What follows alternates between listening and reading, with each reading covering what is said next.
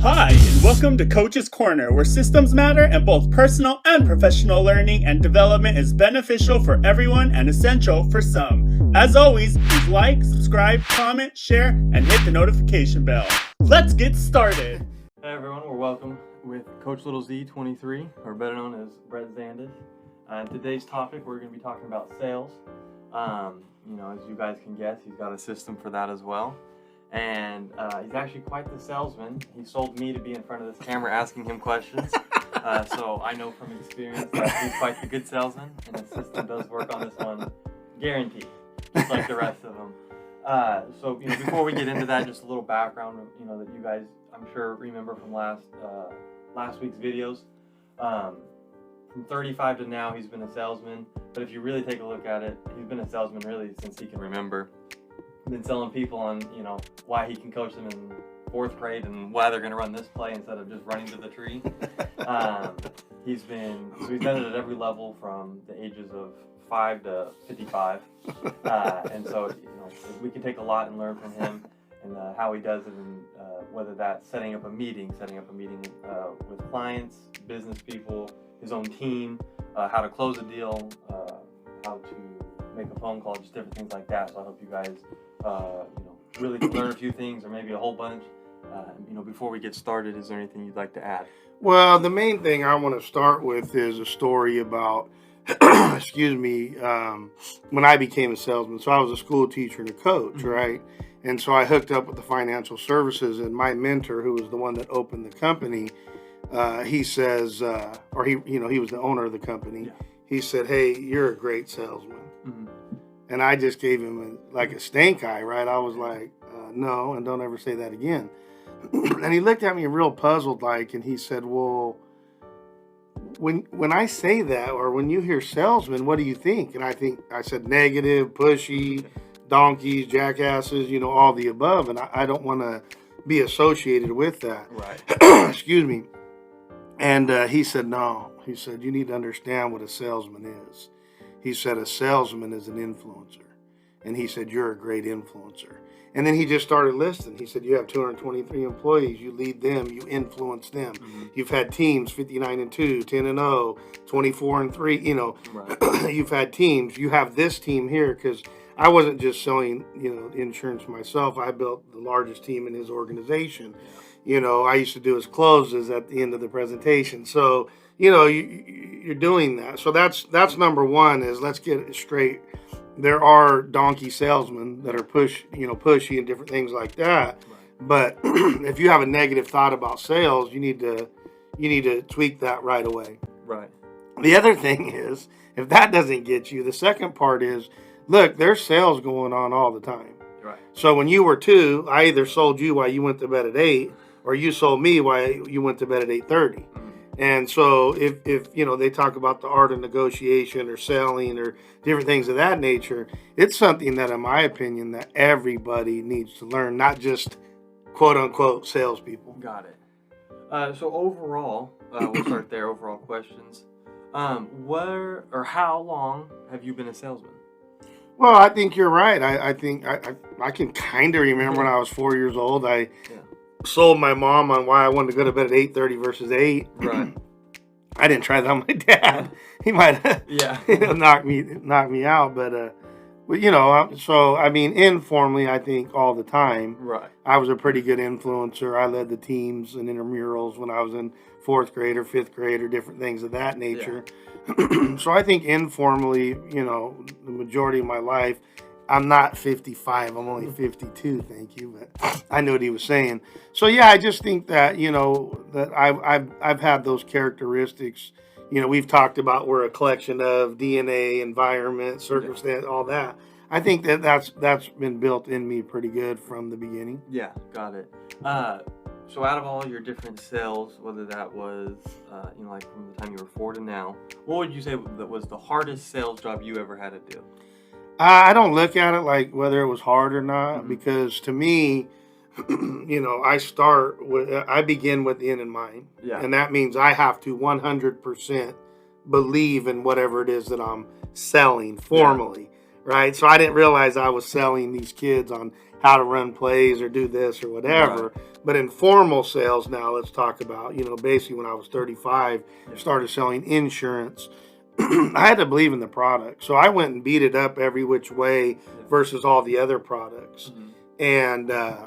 And some of the products were similar, Mm-hmm. but this was the best product on the market for the majority of the people. There's not a one size fits all Yeah. ever, but there's a majority that probably where it fit in. Mm-hmm. And so we would, sell to the majority. So to me, that's probably, I wouldn't say hard, but it was just that, it doesn't need to be hard if you believe that strongly. Right. Right. And then you're just going to go ahead and make a contact and set an appointment. And you set an appointment and you're going to go blah, blah, blah. Mm-hmm. And then you're going to, close them down. So I call it CAP, contact, Mm-hmm. appointment, presentation, or I call the blah, blah. Yeah. But it's the same. It doesn't matter what you're selling. So as long as you believe from the beginning, why would it be hard at all? Right. Got it. Did you have any deals that were like a slam dunk, like you didn't even have to go in because it was already sold? Well, I think so. I mean, I think that, with your family, even if they don't want it, it's probably a slam dunk. You're going to probably sell. If you're not a donkey Right. or a raccoon, right? Everybody's, Yeah. So the raccoon is the person, I call them, they're part of the NFL club. No friends and family left. Yeah. Not NFL as in football. Right. Because, if you're a raccoon, then you're going to go chase the next shiny object. Well, today it was Amway. The next day it's Herbalife. The next day it's life insurance. The next day it's... Right. And people are going to be like, but I wasn't like that. Yeah. I had never formally sold anything, and I had done a lot for people. Mm-hmm. So the ratios could have been that I did something for somebody else 100 to 1. So when I went and asked them, Right. most of my deals were already done because they're like, finally, this guy, I get to give back to this guy. He's been given to me for 2 years, 5 years, 7 years, because I never asked anybody for anything Right. until basically I was 35 years of age. Got it. And then, do you think you have to dress professional when you're doing sales?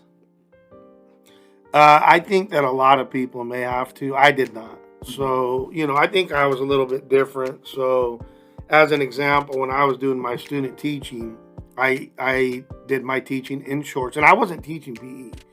I was teaching a class. Yeah. And I had these shoes that looked like spider webs, Mm-hmm. like a 14-year-old would wear. Yeah. And I remember the master teacher who was like 55 and had been doing this for 30 years or 25 years. She came up to me at the end. She shook her head and she said, I don't know how you get away with what you get away with, but you do and it works. Mm-hmm. So I think for a lot of people, the suit and tie may make sense. Yeah.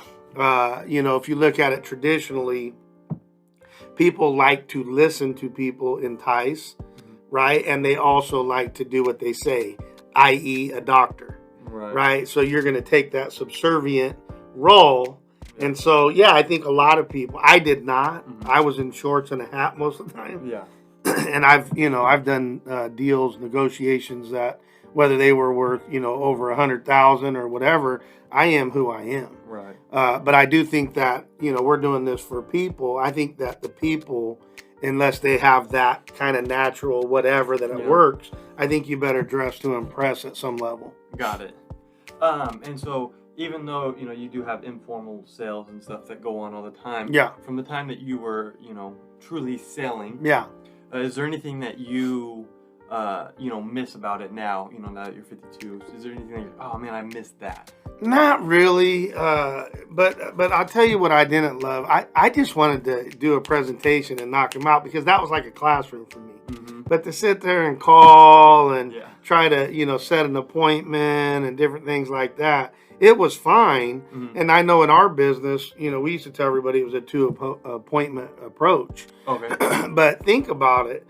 So we used to have people that would come into the business and we had to train them. And one of the trainings was, can you close an appointment? So they would have to set an appointment for their person that was training them. So to me, that was interesting because people were like, oh man, I got to do this. And I'm like, dude, if you can't close a freaking an appointment for a presentation, how are you going to close asking them for a $200 check to go to that insurance company? Yeah. It ain't going to happen. Closing is closing is closing. Yeah. Like, kind of what I had said earlier. So, I definitely would not miss that. Right. But I like being in front of people, and again, I've already 100% convinced about the product or the service, so I like getting in front of them and working it through with them, happily involving them. Yeah. Getting them to say that yes and shake their head, and then when you go for the big yes at the end, it's already the wheels have been greased, so to speak, right? Yeah, got it. So we'll move into our first category of how to be a salesman. We're not even in category 1 yet. Yeah. So how do you be a successful salesman? Well, I think, what I said earlier, you got to start with the right mindset, right? So do you believe in the product? And what I used to ask my team, I had a team of about 30 to 50 agents. Yeah. And I used to say, hey, I'll tell you exactly how much insurance you'll sell this year if you give me one answer to this question. And they would be like, what? And I go, how much insurance do you own on yourself? Right. Bang, bang, right? So when the Kirby guys, the vacuum guys, that's the first question I ask any salesman. When they start telling me, oh, this is a great car, or this is a great radio, this is a great, I go, do you own one? And when they say no, I go, thank you very much, and I walk away. I run the parallel with the airplane, right? You got to put the oxygen mask on yourself first as it's, going down. Yeah. And then you go and work with everybody else, right? Typically your friends and family. And then you go out and work with others and so on and so forth. Yeah. So if I have to believe, which I always did, or I wouldn't sell it, right? Or share it or whatever, then the rest of it kind of falls in place. Got it. And so how do you deal with no? I mean, right? I mean, you can't always get yeses, or I mean, maybe you can, but you got to have a no eventually. How would you deal with those? I don't even, it's not even like a big deal to me. Okay. Right? I've told the story many times. I probably need to start telling, new stories, but they're the stories that work and whatever. But I figured it out. I think I was 7th or 8th grade. The sell was, I was the 14th best looking dude in the whole school, which I don't even know how I made that at 4 foot, whatever I was. But I kind of calculated, yeah, he's better looking, he's more popular, whatever. I figured out about the 14th best. Yeah. And I went up to, the best looking girl in the school, and she told me no. And then the second best, which her best friend, told me no. The third one was a capital B, or a donkey. Yeah. So I didn't ask her. I went to the fourth. She goes, yeah, I think you're cute and funny. Hey, I'm at 10 points. So, I didn't look at it like, well, I got told no from 1 and 2. I didn't ask 3. Yeah. I looked at it and said, I was in 14th place. Now I'm in 4th place. So I'm always going to try to, spin, as you said last week. I'm going to spin lemonade to lemons. Yeah. The opposite of that. Right. I'm going to take the lemons and make it lemonade. And so the same thing, I've told the story with your brother before. Yeah. And you were there. We're in Burger King and we get the Happy Meal. And I go, hey, do you want that toy? He said, no. And I said, go give it to that kid. And he goes, I said, yes, you are. Because I knew that everybody was going to have to know how to be rejected. Right. And it was okay. It's a mindset. It's like whatever. And so, man, as you remember, he walks over there. Hey, kid. And the kid turns him down. Mm-hmm. So you got it because I had done similar things with you before. Right. We're high-fiving as he's like looking at us at 4 years old. Like, you guys are idiots. He told me no. He didn't want to. I go, it doesn't matter. Right. You asked. And that's the other thing that I tell, people all the time. Quit making decisions for other people. Mm-hmm. Well, they probably won't want it. Right? We do all this psychological babble in our own head. How the heck would you know what they want? Ask them. Right? There's one of 3 things are going to happen. There's going to be a yes, there's going to be a no, and there's going to be a maybe. Mm-hmm. That's it. Right? And most of maybes are really no's, but people are too polite to say it. So I've said to people before, look, I think what you're trying to tell me is no. I don't do long maybes. So if what you're trying to do is tell me no, just tell me no. And then I'm going to ask you a simple question. Is that no never? Or is that no not right now? Because I realize life's about timing. Right. And I had a couple people, look at me square in the face and go, I'm not that guy. I'm telling you that I will get back to you. And I looked at them square in the face. I said, no, you will not. Because I've done this a long time. And he never did get back. And he was convincing, dude, that was going to happen. Yeah. So to me, it's like, no, it's like, punch me in the face, say no. I don't care. Got it. Doesn't matter. Got it. How do you avoid to be that pushy, negative salesman that is, you know, in everyone's mind? Same thing, mindset. Mhm. Like I'm gonna nudge you, Yeah. and I may push you a little bit, Hmm. but I'm not gonna shove you, and I'm not gonna be pushy. I just, that's not my mindset. Yeah. So again, if you tell me no, then my comeback is that no, never, or no, not right now. Right? That's my typical. And then if they say, yeah, no, never, no, not right now, period, whatever they say, I'm always going to try to win the bad game because that's fun for me. And so I'll say to them, well, hey, is it possible that your mom, dad, aunt, uncle, sister, cousin, friend might be interested? Because I haven't treated you bad, have I? They're like, no, you've been actually pretty cool. Hmm. I haven't pushed on you or whatever. Correct, yeah. I promise to treat your people the same way. Right. So then I get a number out of them, and maybe it's not exactly the win that I wanted. Right. But I don't like to do wins only. If I only win and they lose, so if they didn't want to do it, they're saying no. And if I get them to do it because I'm a pushy salesman, Yeah. then they lose. Well, I don't like that. Right. I want everybody to compete at their best, and then yes, I'd like to win, and you take second, but you can count it as a win in your own mind. Right. Yeah, absolutely. When it comes to giving, you know, the speech, right, or knowing the product that you're The selling, blah blah. Yeah, the blah blah. Where do you suggest practicing that? Right. I mean, I'd assume that you would have practiced it before you went in to give it. Yeah. So your goldfish. Okay. That's a good place to start. All right. So I remember my first 2 financial presentations. Yeah. I didn't even know what was going on, right? Okay. So I just went and did them, right? Sometimes you just got to put yourself out there. We've talked about throwing the deep end. Hopefully you bob up. So the first 2 I do, one was a banker who knew more about money than I would ever even think about knowing. Okay. And the other one was a super smart investor. Okay. Right? And I remember the super smart investor said, he was talking about not the commissions that I would make, but he was talking about percentages. Well, I thought he was talking about the commissions I would make. So I was telling him how much money I was going to make if he bought the product. And he's like, no, that's not what I'm asking. Yeah. So because I'm competitive, that was it. Nobody ever beat me again. I lost the first 2. Yeah. And then I was, at 1,000 or 10,000. Even if they said no, I knew I'd given them correct information and right information and happily encourage them to move forward. Got it. But yeah, my first 2, you get whooped. Right. Yeah. Okay, well, I got whooped. Well, that's not true. I was going to say I got whooped the first 2 times I got into a fight when I was little. But that's not true. So. Yeah. Not true. But, somewhere along the line, Mike Tyson got whooped. Right. That's very true. When it comes to having an advantage to being a salesman, do you think there's like a certain age? When I say that, I mean like when a kid comes up to you at 7 years old and says, "Hey, you want to buy some chocolate?" You're probably not going to want the chocolate because he's 7 years old. You're like, yeah.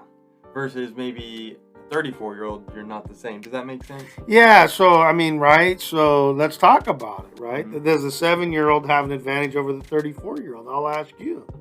I'd be more inclined to buy from a 7-year-old than I would a 34-year-old. Right, and why is that? There's one reason. People buy with emotion and they and they justify with logic. Yeah. So that's how we all buy. Yeah.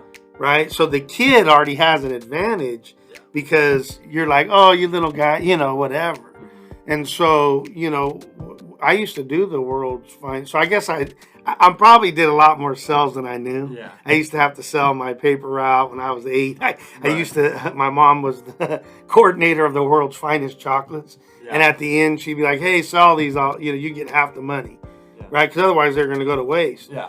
So, dude, I'd get in front of Vons and, I would have like 4 boxes in the corner. Oh, yeah. And I would be like, I apologize. I did fabricate sometimes, just a little bit. I said, but I would never ask them like, hey, would you be interested in buying a candy bar? I'd size them up and it was either 2, 3, 4 candy bars or the box. Yeah. Right? And so when I used to, some people buy the whole box from me because they were like, you little smarty pants, right? Yeah. So, and I don't know what age I was, but I was probably, 10, 12, 14, somewhere in there. Yeah. And so, I think you have that advantage as a youngster, but I also think that there's an advantage if it's your super hot market, which we talked about in one of the videos, or if it's something that somebody really needs. You don't know them. Right? Yeah. So I guarantee you could be the worst salesman in the world and you got a glass of water and some dude's been out in the desert for 100 years. he gonna want that water. You don't have to say much, Yeah. right? You could just like, shove it in. Yeah. Yeah. So I think there's a lot to that question, but in the end, I think that we buy on emotion and we justify with logic. If you need to contact Brett or Coach, please do so on his social media accounts, email, and or text. You can find that information in the description below. Again, please like, subscribe, comment, share, and hit the notification bell. Thanks, and we hope you enjoyed.